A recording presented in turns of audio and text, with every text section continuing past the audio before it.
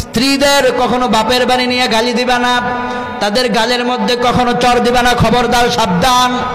বিশ্বনবী বললেন মেয়েদের গালে তুমি চর মারবা না, তাকে ভালোবাসা দিবা, সবসময় মোহাব্বতের নজরে তাকে তাকাবা।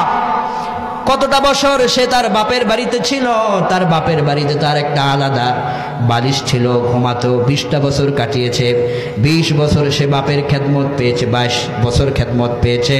একদিন তুমি বিসমিল্লাহ কবুল বলে তাকে নিয়ে এসেছ, এরপর থেকে সে তোমার রান্নার কাজে সহযোগিতা করে, তোমার ঘর বাড়ি মুছা দেয়, পরিষ্কার করে রাখে, তোমার সন্তানদের খাদ্য খাবারের আয়োজন করে, ব্যবস্থা করে। যে স্ত্রী রান্না করলে তুমি খাও, সেই স্ত্রীর গায়ে আঘাত করো, তোমার লজ্জা থাকা উচিত, ঠিক কিনা বলেন? যে স্ত্রী রান্না করে সেই স্ত্রীর গায়ে আঘাত দিয়ে পরবর্তীতে তার চোখের দিকে কিভাবে তাকাও? এজন্য বিশ্বনবী বললেন স্ত্রীরা হলো তোমাদের পোশাকের মতো, গায়ে তখন তাদের হাত দিবা না, তাদেরকে ভালোবাসার ছোঁয়া দিবা। দৈনিক একবার করে হলো একটা একটা করে ফুল দিবেন যাদের স্ত্রী আছে। বিশ্বনবী বললেন তাদেরকে বেশি বেশি করে উপহার দিবা, আর তাদের চেহারার দিকে তাকায় মুস্কি হাসবা। নফল নামাজ পড়ার সমান সওয়াব আমল নামায় দিয়ে দিবেন কে? স্ত্রীদেরকে বলবেন I love you my sweetheart, আপনার জীবন, আপনার কলিজা একমাত্র স্ত্রী। স্ত্রীকে আপনি বারবার আই লাভ ইউ বলবেন, কিন্তু ফেসবুকের মেসেঞ্জারের ভিতরে যাকে চিনে না ওই জিএফ নামের কলঙ্কিনীকে বারবার আই লাভ ইউ কয়। যুবকেরা এরকম আছে না নাই?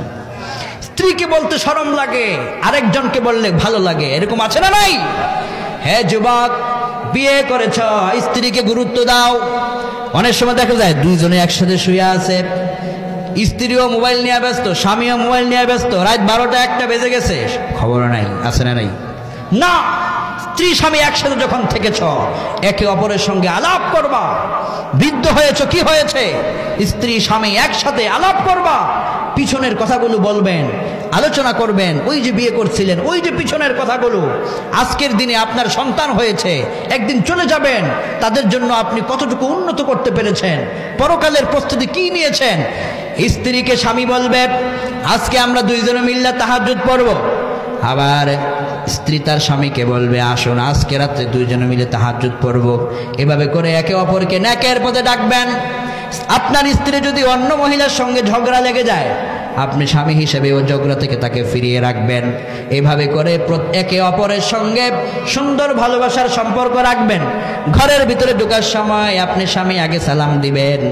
আগে সালাম মারলে আপনার স্ত্রী যেটা খুশি হবে, ওই যে ঘরের ভিতরে হাজারো কষ্ট করেছে সকল কষ্ট আল্লাহ তার দূর করে দিবে।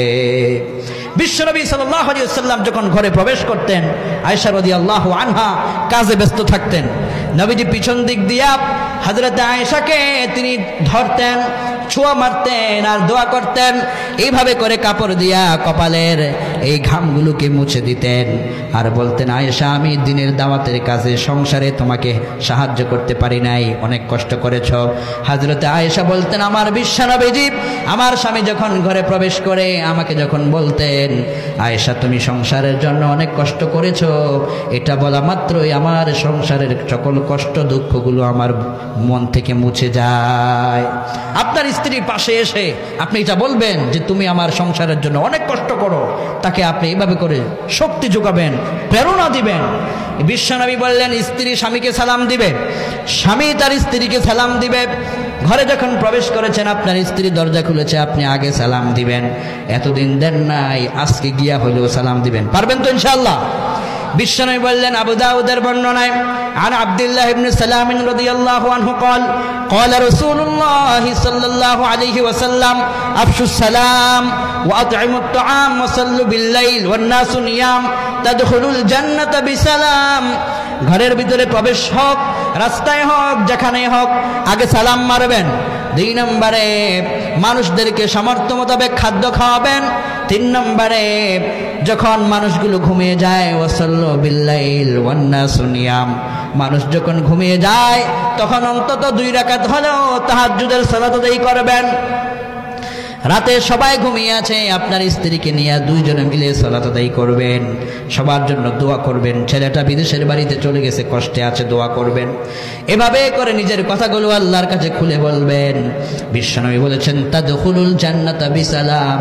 1 নম্বরে যে বেশি সালাম দিবে, 2 নম্বরে যে মানুষকে খাদ্য খাওয়াবে, 3 নম্বরে যে তাহাজ্জুদ পড়বে, এই মানুষটা যেদিন মারা যাবে তাদখুলুল জান্নাতা বিসালাম, জান্নাতের সবগুলো দরজা তার জন্য খোলা হয়ে যাবে।